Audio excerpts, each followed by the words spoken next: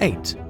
London buses. Bright, red two-story buses are an iconic symbol of London. They've been around for decades and have maintained the same basic look while keeping up with the times by undergoing periodic upgrades. Needless to say, the city has scrapped and retired many fleets over the years. Some of the buses are privately sold and repurposed for personal use. One couple even turned their London bus into a tiny home. Other buses are stripped of any useful parts and parked in scrap yards. One of the largest London bus graveyards, located in the town of Barnsley in South Yorkshire, contains row after row of retired buses that have seen much better days. The property is owned by father-son duo Jeff and Andy Ripley, who specialize in the dismantling of buses and coaches. Of course, not all disused London buses end up in scrap yards. Some are found in seemingly random and bizarre places, including on the side of the road, which is where motorpunk blogger Rich Duisberg spotted one on a small island off the English coast. He didn't say exactly where he found it, but mentioned that it sat at the dead end of a steep drive. The steering wheel was covered in cobwebs, indicating that the bus had been there for quite some time, but how it ended up there and why it was never removed are a mystery. As odd as its placement may seem, it's just one of many London buses that have appeared in fields, on streets, in parking lots, and elsewhere throughout England. 7. Renault FT tank. The French-designed Renault FT is one of history's most influential and revolutionary tanks. It was developed during the First World War for navigating the swampy and muddy terrain that came along with trench warfare. As the first tank to have its armament within a fully rotating turret, it set the precedent for the standard tank layout that's still used in modern designs. More than 3,000 Renault tanks were produced, mostly during World War I. When the US entered the conflict in 1917 with no tanks of its own, it began building a modified version of the FT on American soil as a quick way to supply troops with much-needed machinery. Known as the M1917, it was the United States' first mass-produced tank. The Renault also influenced the designs of the Italian Fiat 3000 and the Soviet T-18 tank. It was exported to more than a dozen countries during the interwar period, including Belgium, Brazil, Estonia, Finland, Japan, the Netherlands, Poland, Turkey, and Yugoslavia, just to name a few. The tank also saw combat in the Russian Civil War, the Polish-Soviet War, the Estonian War of Independence, and the Japanese invasion of Manchuria. Despite being obsolete by the time World War II came around, the Renault saw limited use during the conflict's early years. In fact, its use led to rumors among the Axis powers that the French lacked modern equipment, which wasn't true, although even its modern tanks were inferior to Germany's vehicles. In 2020, this photo of an abandoned Renault FT on a Norwegian cliff appeared on Reddit. Norway never imported any FTs, making it likely that the Germans captured the vehicle from the French and brought it to the country at a time when the region was under Nazi control. 6. Glenmont locomotives. In 1902, train engineer John Wishko was trying to make up for lost time during New York City's morning rush hour when he barreled into another train. At the time, the city's trains were powered by steam locomotives, and Wishko couldn't see the signal inside the smoke-filled tunnel. 15 people were killed and 30 were injured in what went down in history as the Big Apple's deadliest train wreck. The accident sparked the development of electric-powered engines and the construction of Grand Central Terminal. In 1904, just 2 years after the crash, the first electrified locomotives, known as the S-Class, rolled into service. The technology improved rapidly from there, and the new fleet known as the T-Motor went into production in 1913. Today, the steam locomotive that Wishko crashed in 1902 can be found in a wooded area north of the city in Glenmont, New York. Along with it are the first S1 electric locomotive that was ever made and the only surviving T-Motor. All three cars are in terrible shape. They're overgrown, heavily rusted, and covered in graffiti. And while they're owned by the Danbury Rail Museum, they're rotting away on a privately owned property where they can't be restored and enjoyed by the public. There have been efforts in recent years to raise enough money to move and restore the historic engines, but it hasn't happened yet, and the future of the deteriorating locomotives remains uncertain. 5. hydrofoil boats. Starting in the late 1950s, the Soviet Union built a series of Art Deco-style streamlined boats that traveled on the water's surface at high speeds with the help of technology that lifted the hull out of the water. The first boat, Raketa 1, ferried passengers 261 miles in 7 hours. It was considered a success, and Raketas went into mass production. The boats became a mainstream form of travel along the Volga River and elsewhere throughout the Soviet Union. They all stayed within the USSR, minus a handful that were exported to China, Cambodia, and parts of Europe.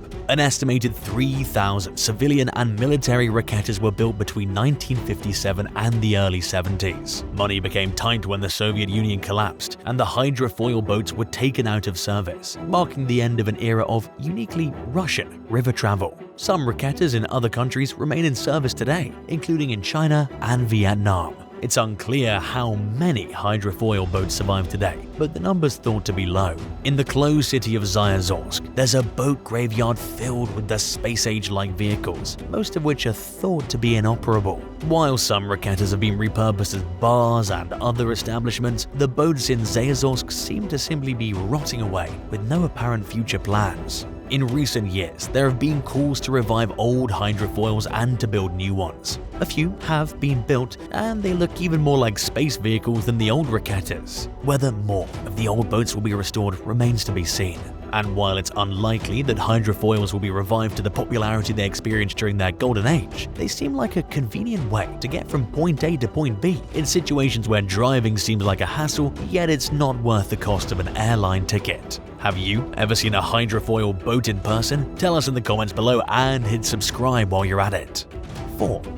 Jetway 707 limousine. During the late 1960s, two entrepreneurs named Lardo J. Kottner and Robert Bevington formed the American Quality Coach AQC company. The pair planned to create a number of custom vehicles, including ambulances, hearses, and limousines, but their company was best known for its first creation, the Jetway 707 airport limousine.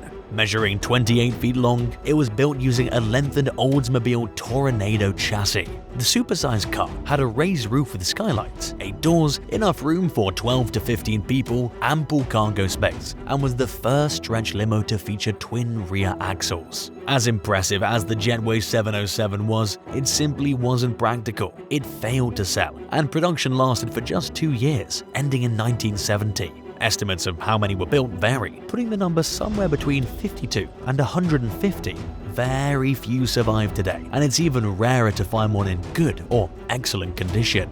Most of the remaining 707s that are listed for sale look like they've sat in someone's yard for years without running and are visibly deteriorating. Listing prices vary based on condition, typically ranging anywhere from $3,000 for a 707 in poor condition to as much as $34,000 for a fully restored version. Kottner and Bevington invested most of AQC's funds in the development of the car. Its failure to sell marked the end of their company, and they ultimately declared bankruptcy.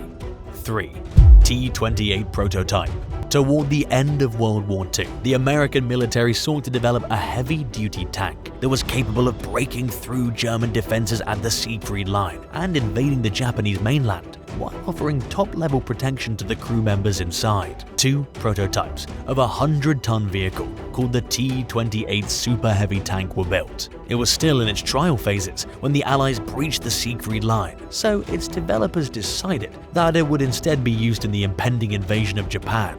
But that never happened, because the war was over by the time the first prototype was finished being built. Development on the T-28 continued until 1947, when one of the prototypes burst into flames from an engine fire at Yuma Proving Ground in the Sonoran Desert. It was extensively damaged, and the military decided to just scrap the whole project, since the tank's design had become obsolete by then anyway. The T-28 also came with high maintenance costs and was inconveniently heavy. The destroyed prototype was broken up and scrapped, while the other one went missing for the next 27 years. In 1974, someone discovered the prototype in a field at Fort Belvoir, Virginia. It's unclear how the vehicle got there, why it was taken there, or how it was forgotten about, and nobody knew how long it had even been there for. Over the years, the T-28 had become surrounded and covered in overgrowth. Following its discovery, it was relocated to Kentucky and then Fort Benning in Georgia, where it remains today.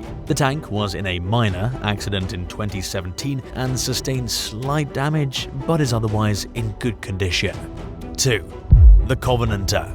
Orders for the development of the A-13 Mark III Covenanter, also known as the Cruiser Tank Mark V, were handed down in 1939. At the time, Britain's track record for designing good tanks was iffy at best. But the country really needed tanks and fast, so they skipped right past the prototype stage and put the Covenanter straight into production. By the time any problems were noticed, the tank was already rolling off the line in large numbers. At least 1,700 of them were built before anyone seemed to realize that the tank was a colossal failure. The Covenanter was powered by a large 12-cylinder engine that left no room for the radiator in the back, where they would normally go. They were instead placed in the front, and it made the tank extremely prone to overheating and stalling. The unusual configuration also made the radiators incredibly easy for an enemy to shoot out. To add to that, the Covenanter was extremely heavy, yet poorly armed and armored. Simply put, using it in combat against a German tank would have been a death wish. Luckily, no Covenanters were ever used in war, and only a few trial vehicles were deployed to locations outside the country. They functioned mainly as training vehicles for a short time, then slipped into obscurity.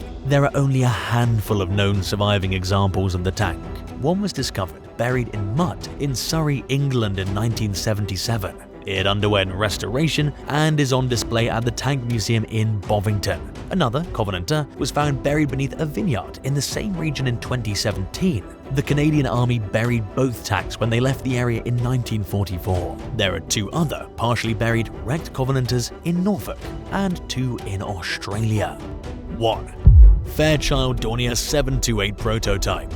Berlin Tempelhof Airport was one of Germany's first airports, operating from 1923 to 2008. Sitting in its disused lots is an old fuselage of a plane that looks either partially built or partially dismantled. It's the prototype of a family of twin jets that never came to be, known as the Fairchild Dornier 728. The program to develop the 728 family began in 1997 after the American aviation company Fairchild acquired the financially struggling German aircraft manufacturer Dornier. Its designs aimed to create a straightforward, no-frills regional passenger jet that seated between 50 and 110 passengers. Fairchild Dornier and its risk-taking shareholders footed the $850 million bill for the project. Production on the first prototype began in 2001. The 728 was in the late stages of development, and the company had even taken orders from various airlines for its production when it was rendered insolvent and declared bankruptcy. This prompted 2 of the 728's biggest buyers to cancel their orders, and it did no favors when it came to the company's investors. A new company called Fairchild Dornier Aero Industries was formed, with the express goal of finishing the 728 project. But the new entity also plunged into financial ruin, and the program fell apart for good. 3 prototypes were built throughout the failed endeavor. The one sitting outside Tempelhof Airport is the second prototype. It's owned by the German Museum of Technology in Berlin, but it's unclear whether the prototype will ever be relocated, restored, or put on display.